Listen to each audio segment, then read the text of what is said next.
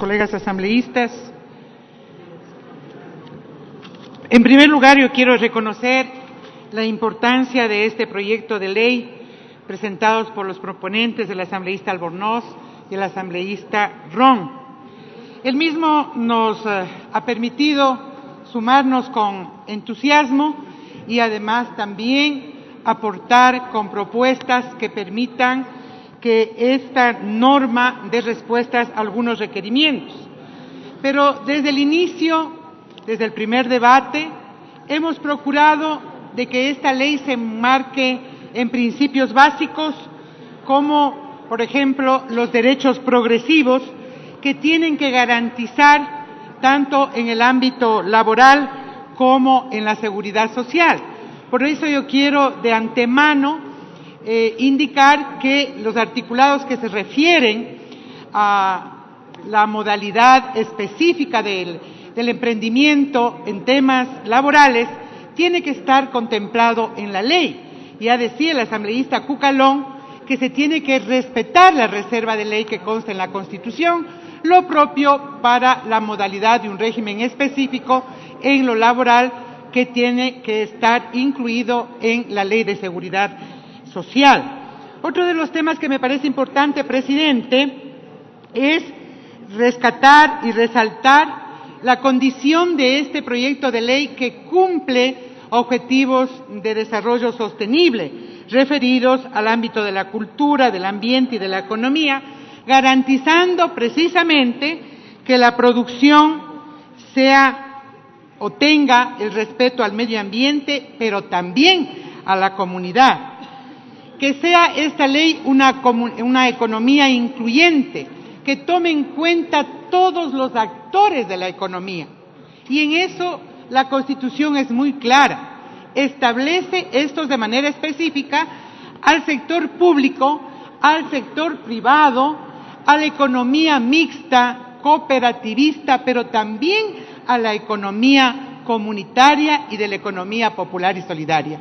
Me parece que el haber recogido estos elementos garantizan que esta norma cubra a todos sus actores y de manera específica se reconozca el hecho de que el emprendimiento y que esta norma bien podría impulsar e incentivar a un grupo importantísimo, a un gran grupo, diría yo, de emprendedores que representan o expresan, ya se ha dicho algunos números, a más de 3 millones de emprendimientos aquí en el país.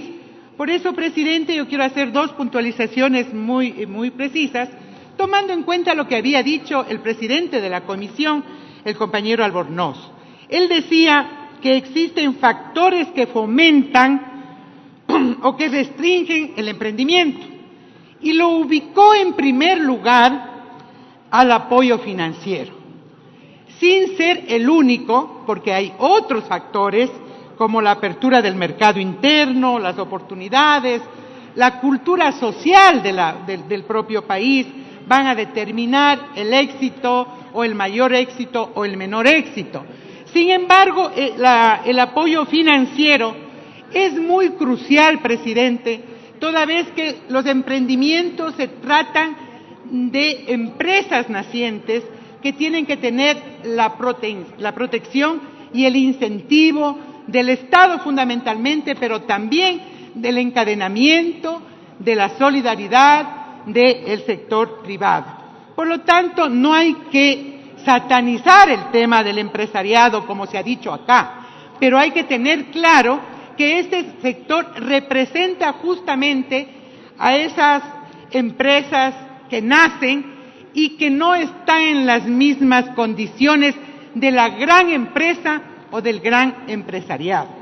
Por eso es que, presidente, yo creo que en el capítulo 5, donde se contiene especialmente las fuentes alternativas de financiamiento, en el artículo 24, 28 y 29, se refieren al acceso preferencial de líneas de crédito y complementa una disposición transitoria en la que se establece 90 días para que la Junta Monetaria y Bancaria establezca estas líneas de crédito.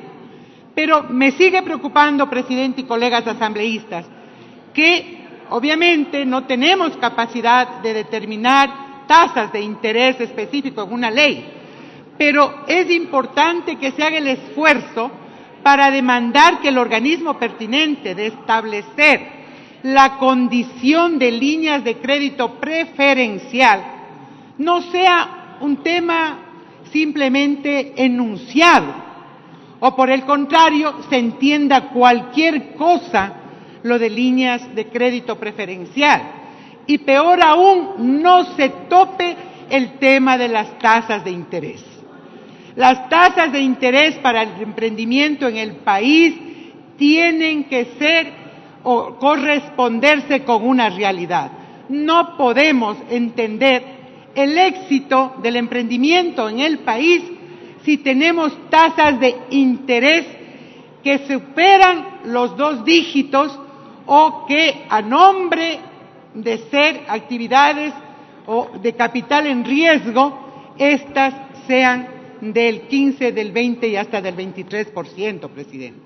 Es imperioso entonces incluir que el carácter preferencial tiene que incluir tasas de crédito o tasas de interés preferenciales que al menos nosotros sí estamos en capacidad de poner en la norma, deberían ser las más bajas de otras actividades en el ámbito productivo. Si eso lo incluimos en la norma, permitirá que la Junta Bancaria o Monetaria, en este caso, responda a esta realidad. De lo contrario, los incentivos realmente van a ser pocos y obviamente este fomento tiene que darse con este apoyo financiero evidente. Y por eso me quiero referir, presidente, a lo que también en la ley se incorpora como el tratamiento preferencial para las zonas de frontera. Esto no se trata únicamente de que esté de manera, diría yo, enunciada. Ya en las zonas de frontera tenemos la experiencia de una ley en donde dice toda la política para zonas de frontera tiene que ser preferencial. Pero ¿qué experiencia tenemos? Para ningún ministerio hace diferencia de lo que implica una realidad muy específica de la zona de frontera respecto del resto de la política pública. Y no estamos acá inventando o pretendiendo que estas diferencias estén marcadas en territorio. Me quiero referir a las brechas que ciertos territorios tienen y que la política pública tiene que dar respuestas. Por ejemplo, en el caso de frontera, presidente, la brecha de pobreza por ingresos en frontera norte llega hasta el 35% y en la frontera amazónica hasta el 44%. Y el índice nacional de la pobreza por ingresos, o sea, el promedio, es de 21%. Miren ustedes cómo este promedio del 21% comparado con el 44% que es este indicador de pobreza en zona de frontera requiere de este tratamiento preferencial, requiere de esta prioridad. Lo mismo pasa con las tasas de desempleo, que en relación a la tasa nacional, que es del 4.6%, en la frontera norte es del cerca del 7% y en la frontera sur es de cerca del 4%. Miren ustedes cómo varía este promedio nacional con respecto de estas zonas de frontera. Por eso es de que esta condición de tratamiento preferencial vía créditos y beneficios económicos deben estar claramente en la ley. Y finalmente, presidente, me refiero a lo que es el artículo 6, la creación del Consejo Nacional para el Emprendimiento. Aquí ya se ha dicho, tiene que ser más dinámico, más ágil. Cuando se pone 9 instituciones de parte del Ejecutivo en este Consejo, a lo mejor sí faltan muchas otras si queremos que estén cada ministerio rector que representa a la educación, a la agricultura, a la producción, a la microempresa. Es decir, nos va a faltar y esto se va a hacer un consejo inmanejable. Por eso es que se propone que lo integre o al menos lo dirija un representante designado por el presidente de la República y lo integren los ministerios de la producción, de la educación, de finanzas y del trabajo. Cuando hablamos de la producción tiene que estar ahí representado y consensuado desde el Ejecutivo como responsable de la política pública para garantizar los objetivos de esta ley. Por lo tanto, hay que reducirlo para hacerlo dinámico, efectivo y eficaz este Consejo Nacional del Emprendimiento. Muchísimas gracias, presidente. A usted, asambleísta, tiene